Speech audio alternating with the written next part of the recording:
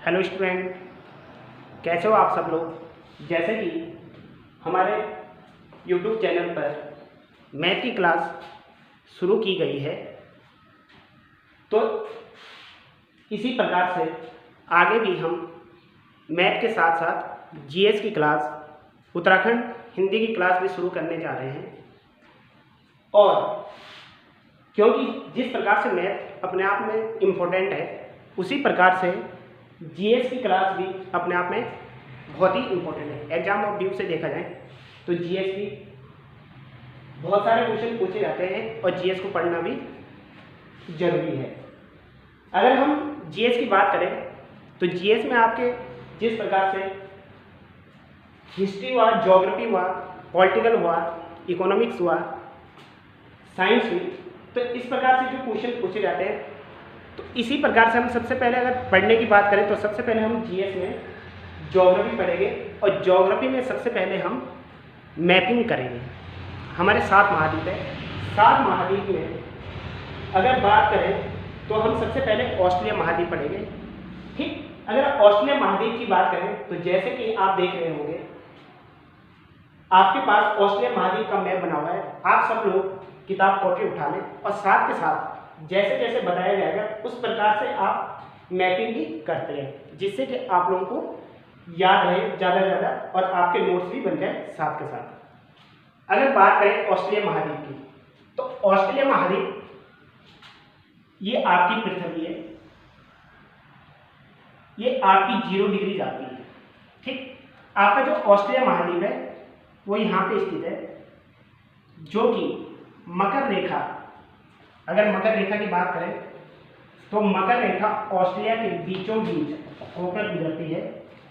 मकर रेखा जो है वो 23.5 डिग्री ऑस्ट्रेलिया महाद्वीप से बीचों बीच होकर गुजरती है। अगर ऑस्ट्रेलिया महाद्वीप की बात करें तो ऑस्ट्रेलिया महाद्वीप ऐसा महाद्वीप है जो पूर्ण रूप से दक्षिणी गोलार्ध में स्थित है। क्योंकि आप लोग यहाँ पर देख सकते हैं, ये आपकी 0 डिग्री है। अगर उत्तर में जाए आपके तो ये आपकी 23 डिग्री कर्क रेखा है। अगर दक्षिण में जाए तो ये आपकी 23 डिग्री मकर रेखा है और ये आपकी कर्क रेखा है। ठीक है ना। तो इस प्रकार से ऑस्ट्रेलिया महाद्वीप पूर्ण रूप से कहाँ है? दक्षिणी गोलार्ध में स्थित है। अगर बात करें हम ऑस्ट्रेलिया महाद्वीप को, तो ऑस्ट्रेलिया महाद्वीप को द्वीपीय महाद्वीप भी कहा जाता है, क्योंकि इसके चारों ओर समुद्र से घिरा हुआ है। अगर देख रहे हैं तो चारों ओर क्या है? समुद्र है। अगर समुद्र की बात करें तो हम सबसे पहले यहाँ पे बात करें कि इसके ईस्ट में या इसके वेस्ट में, इसके उत्तर में, इसके दक्षिण में कौन कौन से महाद्वीप है।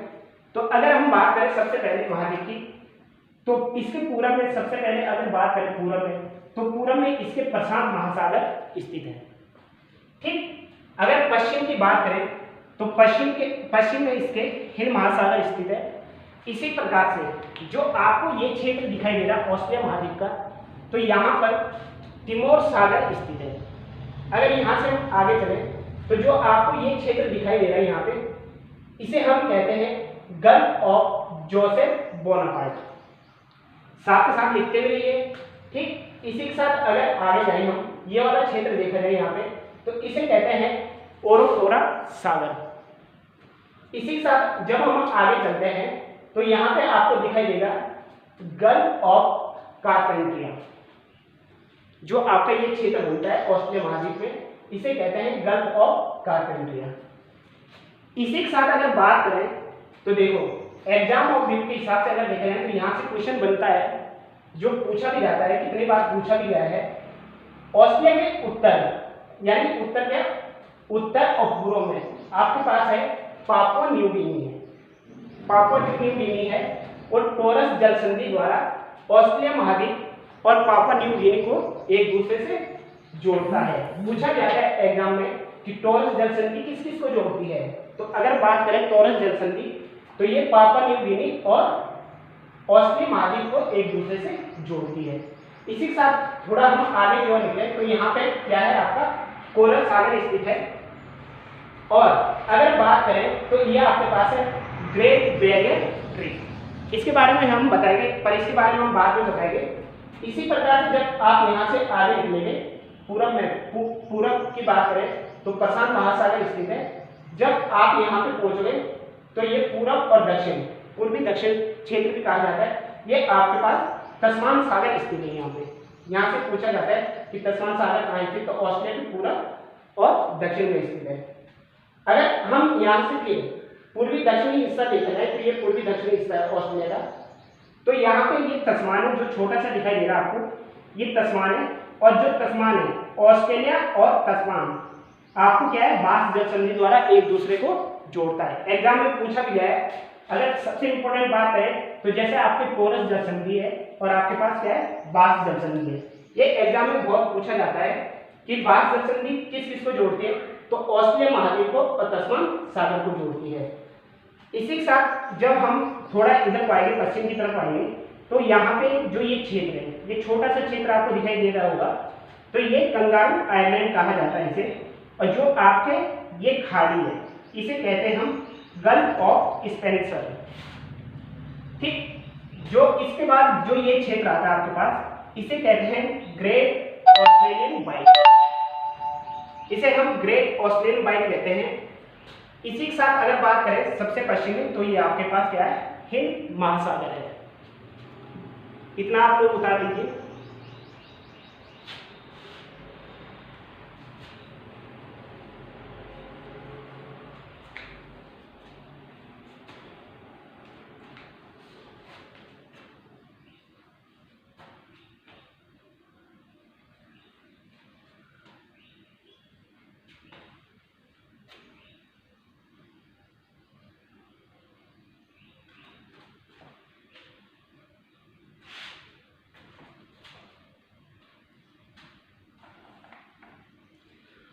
अब अगर हम ऑस्ट्रेलिया महाद्वीप में देखें, खनिज उत्पादन जो क्षेत्र है ऑस्ट्रेलिया के, बहुत इंपॉर्टेंट पूछे भी जाते हैं कौन सा क्षेत्र कहाँ पर है।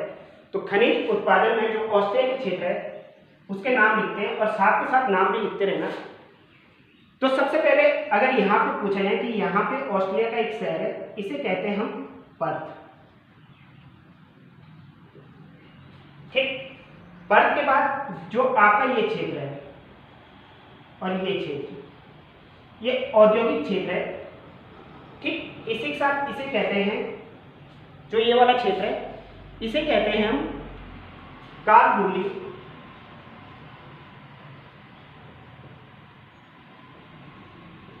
और इसे कहते हैं कुलगाड़ी। इन दोनों क्षेत्रों में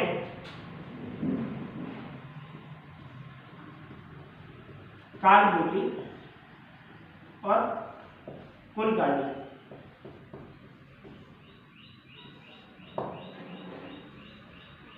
यहाँ की अगर बात करें तो यहाँ पे सोना पाया जाता है। पूछा भी जाता है कि कारगुली और कुलगाड़ी की जो खाने हैं कहाँ स्थित है, तो कहाँ स्थित है, ऑस्ट्रेलिया में स्थित है। अगर इसके बाद दूसरे क्षेत्र की बात करें तो दूसरा क्षेत्र है आपके पास यहाँ पर ये वाला क्षेत्र, इसे कहते हैं हम पिलबारा। पिलबारा जो है वो आपके लोहा उद्योग के लिए प्रसिद्ध है।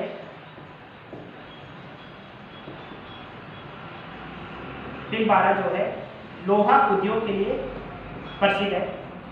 इसी के साथ अगर हम आगे बात करें तो यहाँ पर एक क्षेत्र पाया जाता है,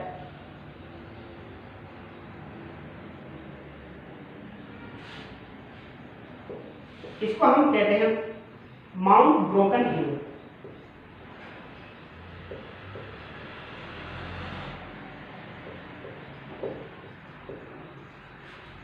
माउंट जो ब्रोकन हिल है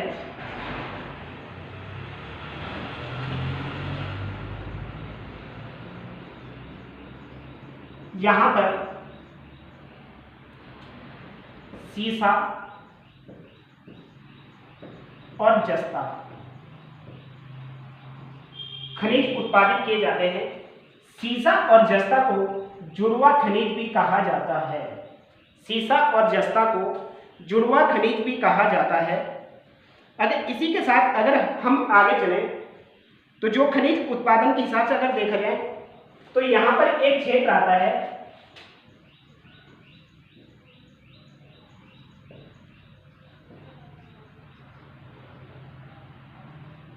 अन्नाहम लैंड।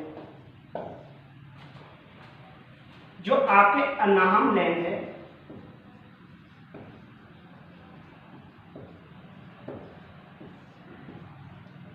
यहां पर बॉक्साइट का उत्पादन किया जाता है। बॉक्साइट का उत्पादन किया जाता है अन्नाहम लैंड में। इसी प्रकार से यहां पर एक खान है, इसे हम वाइपा की खान या इसे बीपा भी कहा जाता है कहीं पे। तो अगर वाइपा की खान की बात करें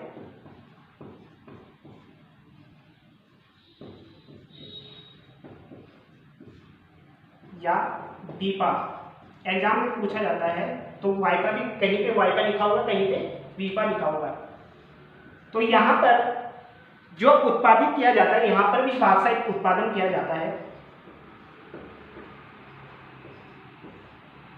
यहां पर भी बॉक्साइट उत्पादन किया जाता है। इसी के साथ अगर हम बात करें इस वाले क्षेत्र की, इसे कहते हैं माउंट ईसा। जो माउंट ईसा है,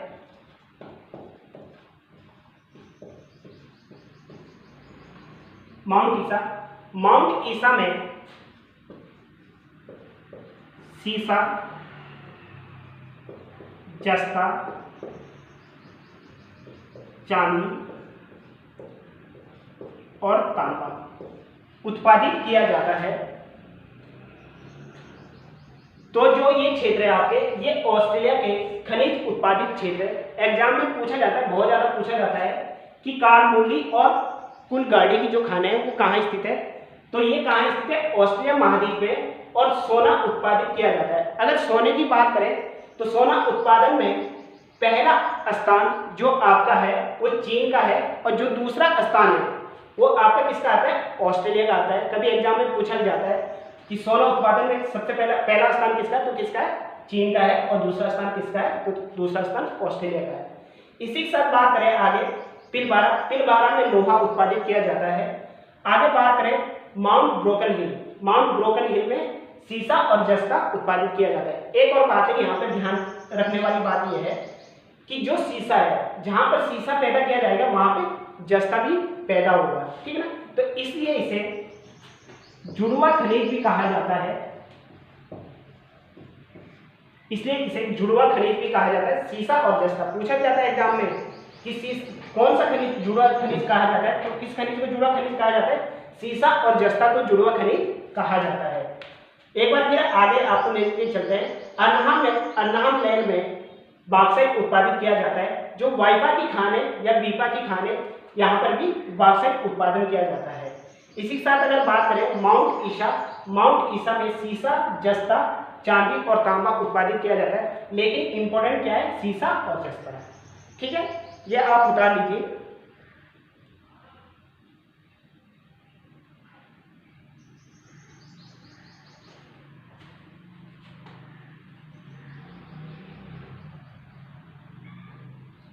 आप साथ के साथ पेन कॉपी के साथ में रखें और हो सके तो मैप खरीद लीजिए और साथ के साथ भरते रहिए। अगर आप मैप साथ के साथ भरते रहेंगे तो उससे आपको क्या है कि याद ज़्यादा होता रहेगा, जिससे कि आपके एग्जाम में बहुत फायदा मिलेगा।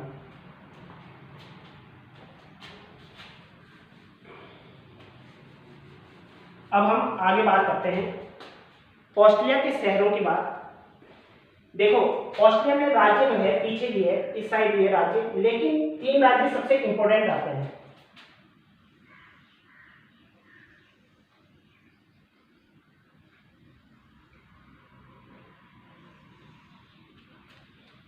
तीन जो राज्य सबसे इंपॉर्टेंट है जो पूरब में, और यहीं पे ऑस्ट्रेलिया की अधिकांश जनसंख्या निवास करती है। जो आपके 3 राज्य हैं, इस राज्य को कहते हैं हम क्वींसलैंड, जो आपका ये राज्य है इसे कहते हैं हम न्यू साउथ वेल्स, और जो ये आपका राज्य है इसे कहते हैं हम विक्टोरिया।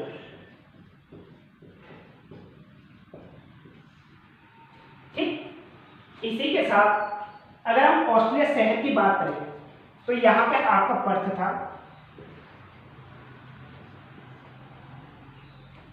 यहां पे आपका पर्थ था, यहां पे आपका जो शहर है इसे कहते हैं हम एडिलेड। यहां पे जो आपका शहर आता है ये है आपके मेलबर्न।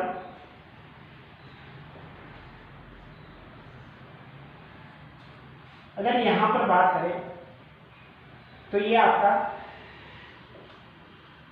कैनबरा। कैनबरा की अगर बात करें तो कैनबरा ऑस्ट्रेलिया की राजधानी है।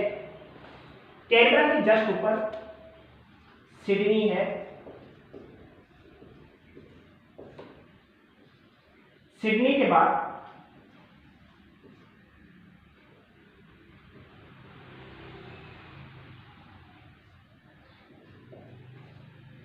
न्यू कैसल, न्यू कैसल के बाद आपके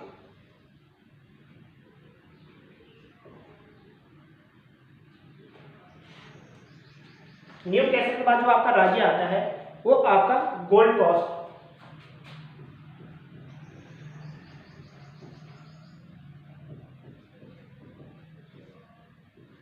और गोल्ड कोस्ट के बाद जो राज्य आता है इसे कहते हैं हम ब्रिसलैंड। तो जिस प्रकार से आप देख रहे होंगे कि ऑस्ट्रेलिया के जितने भी शहर हैं ज्यादातर शहर कहाँ हैं, पूर्व में बसे थे। इसका भी कारण बताए गए हम कि क्यों कोई भी शहर पूर्व में बसा हो, कहाँ पे जनसंख्या ज्यादा होती है। सिर्फ और सिर्फ मात्र एक राज्य जो पश्चिम में स्थित है, पूर्व में ये इसलिए स्थित है क्योंकि यहाँ पर मतलब यहाँ पर सबसे ज्यादा क्या है, वर्षा होती है। वर्षा होने के बाद खनिज उत्पादन किए जाते हैं। यहाँ पर एक नदी भी पाई जाती है, उसके बारे में हम जिक्र करेंगे। लेकिन सबसे पहले आप इसको उतार लीजिए। तो जो आपका ये राज्य ये क्वींसलैंड है, ये आपका न्यू साउथ वेल्स है, ये आपका गोल्ड कोस्ट है, ये आपका न्यू कैसल है, ये आपका सिडनी है, ये कैनबरा है, ये मेलबोर्न है, ये एडिलेड है। आप एक बार फिर से ध्यान दीजिए कि जो ये राज्य है ये एडिलेड है, ये आपका मेलबोर्न है, ये आपका कैनबरा है, ये आपका सिडनी है, ये न्यू कैसल है, ये आपका गोल्ड कोस्ट है, ये ब्रिसबेन है। ये ऑस्ट्रेलिया के क्या है, ये शहर है। और जो राज्य है Queensland, New South Wales, Victoria, ये इंपॉर्टेंट राज्य है ऑस्ट्रेलिया के। जो 3 राज्य हैं पूर्व में पाए जाते हैं और बहुत इंपॉर्टेंट, एग्जाम ऑफ व्यू से देखा है तो बहुत इंपॉर्टेंट है। इसी के बाद अगर हम बात करें, इसको हम मिटा देंगे अभी।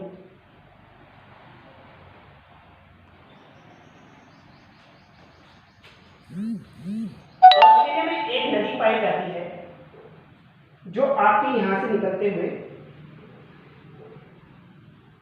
एडिलेड से होते हुए और आपकी यहां से निकलती है। ठीक है, जो ये नदी है ये ऑस्ट्रेलिया की बहुत ही महत्वपूर्ण नदी है क्योंकि सिर्फ और सिर्फ एक नदी पाई जाती है ऑस्ट्रेलिया में। आपकी यहाँ से निकलती है और एडिलेड में जाके आपके समुद्र में गिर जाती है। अगर इस नदी की बात करें तो इस नदी का जो ये नदी जा रही है इसे कहते हैं हम मरे, और जो ये नदी है इसे कहते हैं हम डार्लिंग। अगर इसका पूरा नाम, तो इसका जब ये यहाँ से आगे निकलती है, जब ये यहाँ पे मिलती है और आगे निकलती है तो इसे कहा जाता है आगे जाके मरे डार्लिंग नदी। ठीक है, इसे मरे डार्लिंग नदी कहा जाता है। अब देखो, जहाँ पे नदी होगी जनसंख्या वहीं पे बसेगी, खेती वहीं पे की जाएगी। तो ऑस्ट्रेलिया जो महाद्वीप या देश है, यहाँ पर सबसे ज्यादा गेहूं उत्पादन किया जाता है इस क्षेत्र में, क्योंकि अगर यहाँ पर नदी है तो उपजाऊ जमीन होगी। और दूसरी बात, इसी नदी के कारण यहाँ पे क्या है, शहर भी बसे हुए हैं। ठीक है, ये ध्यान देने वाली बात है, एग्जाम में पूछा जाता है कि जो मरे डार्लिंग नदी है किस महाद्वीप में या किस देश में, तो किस महाद्वीप में, ऑस्ट्रेलिया महाद्वीप में मरे दार्जिलिंग नदी है। अगर यहाँ से आगे बात करें, इतना आपको समझ में आ गया होगा, इसे हम मिटा देंगे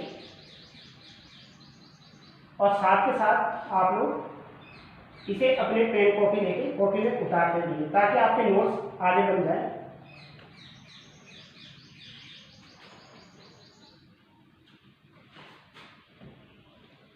अब देखो यहाँ पे क्या है, ऑस्ट्रेलिया में एक पर्वतमाला पाई जाती है, ये इस प्रकार से।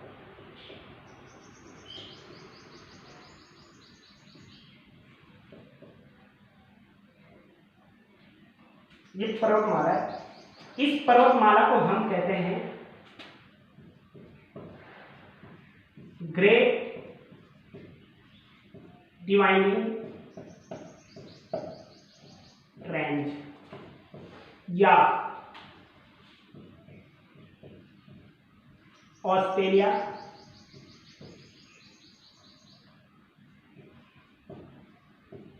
आल्प्स। इसे ऑस्ट्रेलिया आल्प्स भी कहा जाता है या ग्रेट डिवाइडिंग रेंज। अगर इसकी बात की जाए ग्रेट डिवाइडिंग रेंज की, तो देखो आप थोड़ी देर के लिए देखना कि विश्व का सबसे लंबी पर्वतमाला कौन सी है, एंडीज। और जो एंडीज है वो दक्षिण अमेरिका में स्थित है। पूछा जाता है एग्जाम में, जो एंडीज है वो विश्व की सबसे लंबी पर्वतमाला है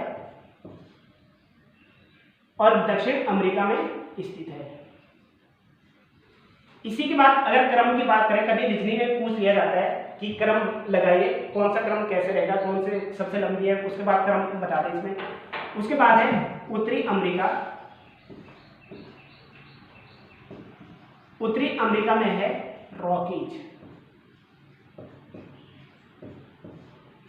इसके बाद उत्तरी अमेरिका की बात करें, उत्तरी अमेरिका के बाद तीसरे नंबर की जो पर्वतमाला आती है वह है आपके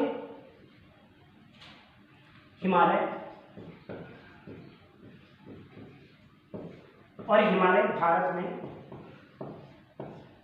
पड़ता है।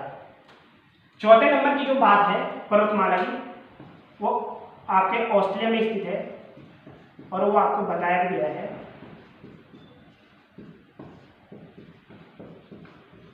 Great dividing range. तो ये भी आप याद कर लीजिए, इसे उतार लीजिए कि ग्रेट डिवाइडिंग रेंज कहां पर स्थित है, तो ये ऑस्ट्रेलिया में स्थित है। हिमालय जो है वो भारत में, उत्तरी दक्षिण अमेरिका में विश्व की सबसे लंबी पर्वतमाला है जिसे हम क्या कहते हैं, एंडीज कहते हैं। उत्तरी अमेरिका में दूसरे नंबर की जो पर्वतमाला है उसे हम क्या कहते हैं, रॉकीज कहते हैं। तो इसे आप उतार लीजिए एक बार।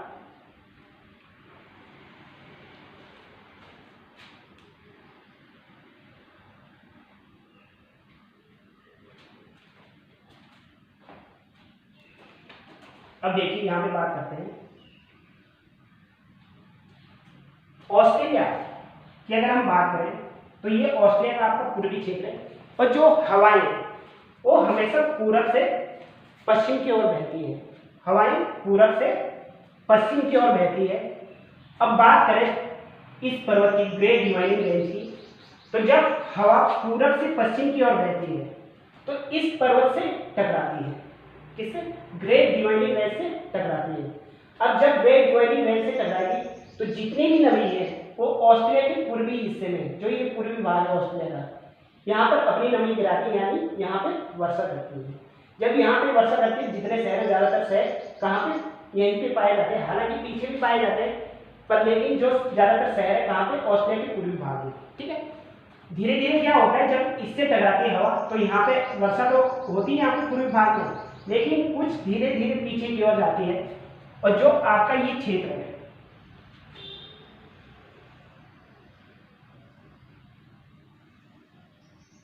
ये वाला क्षेत्र, इसे कहते हैं ग्रेट विक्टोरिया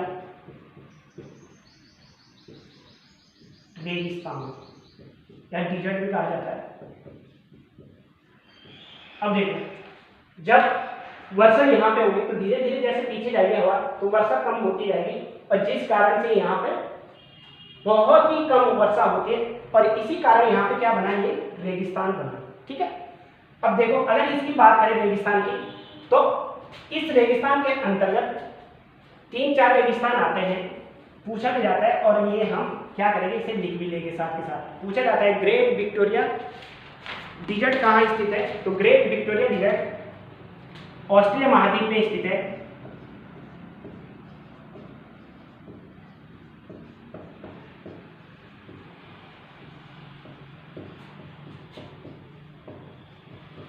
ग्रेट विक्टोरिया रेगिस्तान। आगे अगर दूसरी बात करें तो यहीं पे आपके ग्रेट सैंडी रेगिस्तान भी है, ग्रेट सैंडी रेगिस्तान। यहां पर जो तीसरा रेगिस्तान है गिब्सन, और जो चौथा रेगिस्तान है सिम्पसन। तो ये ऑस्ट्रिया में रेगिस्तान है। पूछा जाता है एग्जाम में कि ग्रेट विक्टोरिया रेगिस्तान कहाँ स्थित है, तो ग्रेट विक्टोरिया जो रेगिस्तान है वो ऑस्ट्रिया महाद्वीप में स्थित है। इसी के अंतर्गत 3 रेगिस्तान और आते हैं, ग्रेट सैंडी रेगिस्तान ये भी यहीं पे स्थित है, और गिब्सन जो रेगिस्तान है वो भी यहीं पे स्थित है, और जो सिम्पसन है वो भी यहीं पर स्थित है। ठीक है ना, जो ये वाला क्षेत्र है ऑस्ट्रेलिया का, ये पठारी क्षेत्र है।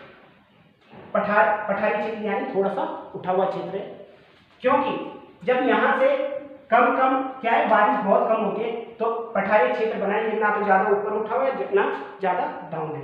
ठीक है ना, इसीलिए इसे ये सूखा क्षेत्र है, और जिसी कारण से ये भी सूखा क्षेत्र है, हल्का हल्का यहाँ पे कम वर्षा होती है, जिसी कारण ऑस्ट्रेलिया को प्यासी भूमि का देश भी कहा जाता है।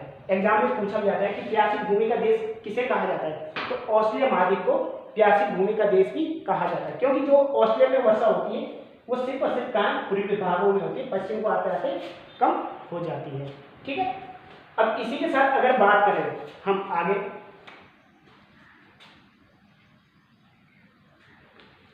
तो जो ये क्षेत्र है आपका, ये क्षेत्र जो आता है यहाँ पे, ये क्षेत्र कैसा है, देखो पूर्वी भाग में ऑस्ट्रेलिया का उठा है, पर्वतमाला उठा हुआ है, और जो पश्चिम भाग है ये भी थोड़ा उठा हुआ है, ये पठारी भाग भी है और रेगिस्तान भाग भी है। जो ये क्षेत्र है ये डाउन है, यानी नीचे है। जैसे भारत का बनारस हुआ, इलाहाबाद हुआ, कानपुर है, तो ये क्षेत्र कैसा है, नीचे है। ठीक है, जब नीचे है ये क्षेत्र, तो यहाँ पर क्या है, ऑस्ट्रेलिया में पूछा जाता है कि ऑस्ट्रेलिया में मतलब जो सिंचाई की जाती है खेतों, कैसे की जाती है, कुओं द्वारा।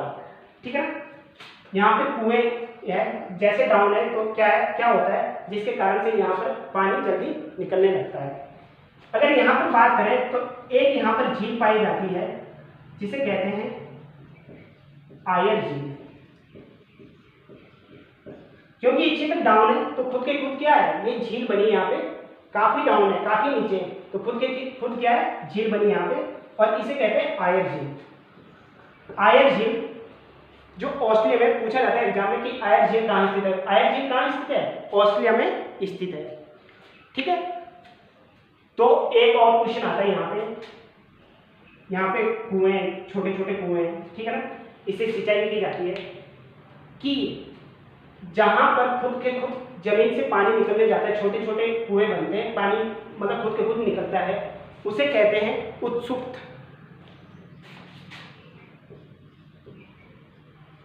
उत्सुप्त कहा जाता है, ये भी एग्जाम में पूछा जाता है कभी, इसलिए हमें ये भी याद रखना जरूरी है। जो ये वाला क्षेत्र है ऑस्ट्रेलिया का, इसे ऑस्ट्रेलिया में मध्यवर्ती बेसिन भी कहा जाता है। इतना पूरा क्षेत्र मध्यवर्ती बेसिन भी कहा जाता है इसे, जो ऑस्ट्रेलिया में पाया जाता है। ठीक है ना, इसी के साथ अगर हम एक और बात करें, जो ये क्षेत्र यहाँ पे ये वाला, यहाँ पर शीतोष्ण जलवायु पाई जाती है। कैसी जलवायु, शीतोष्ण जलवायु पाई जाती है, जैसे आपके अमेरिका में पाई जाती है। और जो शीतोष्ण जलवायु है वो आपके जो 23.5 डिग्री, जैसे उत्तर में जाओ, उत्तर में क्या है, कर्क रेखा है, और दक्षिण में आओ तो दक्षिण में मकर रेखा है। तो इसको हर क्षेत्र में अलग अलग नाम दिया जाता है। जैसे यहाँ इस क्षेत्र में शीतोष्ण जलवायु पाई जाती है। जो शीतोष्ण जलवायु है उसमें जो घास होती है इसके, ये लंबे मुलायम घास होती है शीतोष्ण जलवायु में, ठीक है ना। तो इस क्षेत्र को जो जलवायु पाई जाती है, इस क्षेत्र जलवायु, इसे कहा जाता है डाउन्स। हम आगे आपको बताते हैं कि किस किस क्षेत्र में कैसी कैसी जलवायु पाई जाती है।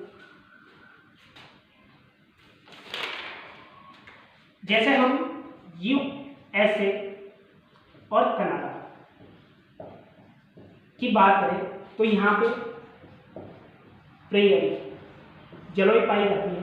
पूछा भी जाता है कि प्रेयरी जलवायु कहाँ पाई जाती है, तो प्रेयरी जलवायु कहाँ पाई जाती है, यूएसए और कनाडा में। इसके बाद अगर बात करें अर्जेंटीना की,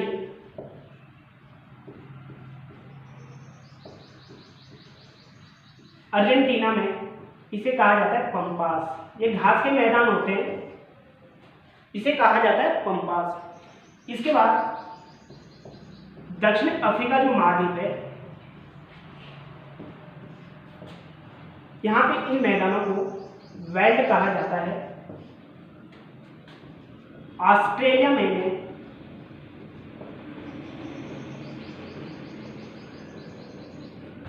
डाउन्स कहा जाता है। ऑस्ट्रेलिया की बात, न्यूजीलैंड में इन्हें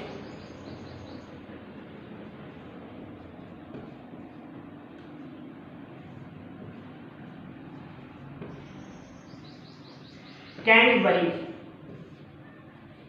न्यूजीलैंड में इन्हें कैनबरी कहा जाता है। यूक्रेन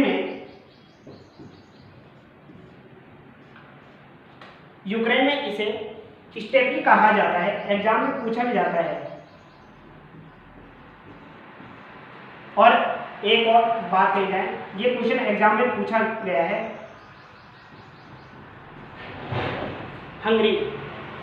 हंगरी में इसे पुस्ताज कहा जाता है। हंगरी में इसे क्या कहा जाता है, पुस्ताज कहा जाता है। तो ये भी एग्जाम ऑफ व्यू से देखा जाए तो बहुत ही इंपॉर्टेंट बन जाता है यहाँ से क्वेश्चन कि यूएसए में इसे क्या कहा जाता है। यूएसए और कनाडा में जो जलवायु है, शीतोष्ण जलवायु, उसे प्रेरी कहते हैं। अर्जेंटीना में इसे पंपास कहते हैं। दक्षिण अफ्रीका में शीतोष्ण जलवायु को बेल्ट कहते हैं।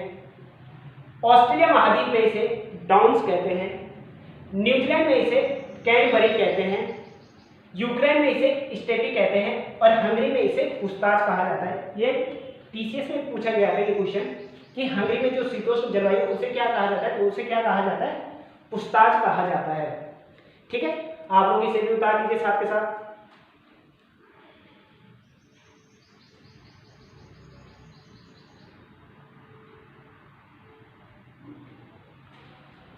अब इसके बाद बात करें आगे, तो ये आपका सिडनी है। यहाँ पे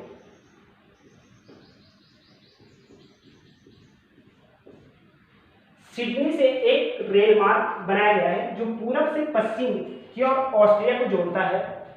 पूरब से पश्चिम की ओर ये आपके यहां से होता हुआ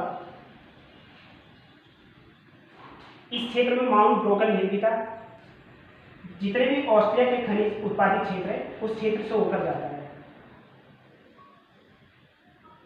ऐसे यहाँ पे कार गाड़ी भी औद्योगिक क्षेत्र थे। तो इस प्रकार से इसे ऑस्ट्रेलियन रेल मार्ग कहा जाता है। जो आपको पूछा जाता है, एग्जाम ऑफ व्यू से पूछा जाता है कि जो ऑस्ट्रेलियन रेल मार्ग है या ऑस्ट्रेलियन रेल मार्ग है वो किन दो शहरों को जोड़ता है, या पूछा जाता है कि उसका पूर्वी शहर कौन सा है, पश्चिमी शहर कौन सा है। तो पूर्वी शहर कौन सा आपका सिडनी है, और जो पश्चिमी शहर है कौन सा है, पर्थ है।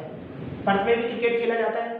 ठीक है ना, तो कभी कभी पूछा जाता है, तो इसलिए आपको ये भी याद रखना बहुत जरूरी है कि जो ऑस्ट्रेलियन रेल मार्ग है वो पूरब में सिडनी को जोड़ता है और पश्चिम में किसको जोड़ता है, पर्थ को जोड़ता है।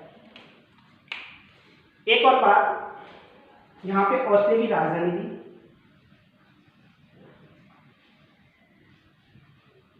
कैनबरा। जो कैनबरा राजधानी है ऑस्ट्रेलिया की, वो आपके तट पर ना होकर क्या है, मुख्य भूमि पर, थोड़ा सा पीछे को है, मुख्य भूमि पर है। तो एग्जाम में कभी पूछा जाता है कि जो मुख्य भूमि पर राजधानी है वो कौन सी है, तो कौन सी है, कैनबरा है। कभी आपके पास ऑप्शन भी दिया जाएगा, जैसे चीन की बीजिंग है तो ये आपके मुख्य भूमि, मुख्य तट पर है।